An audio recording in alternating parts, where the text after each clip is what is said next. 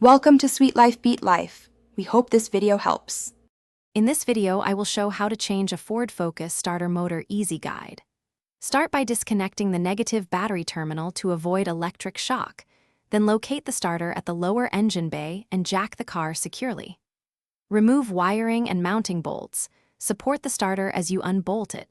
Swap in the new unit, reconnect wires, test before lowering, and torque bolts to manufacturer specs for safe operation. Gather the right tools and parts before you begin to save time and frustration. You will need a jack with stands, a 10mm to 19mm socket set, a torque wrench, replacement starter, and safety gloves. Check the replacement unit fits your model and inspect the flywheel teeth. Keep rags and penetrating oil handy to loosen stubborn bolts. Organize removed fasteners in order so reinstalling is faster and smoothly error-free. Prepare the car by parking on level ground and engaging the parking brake. Disconnect the negative battery terminal and lift the front with a jack and stands for access.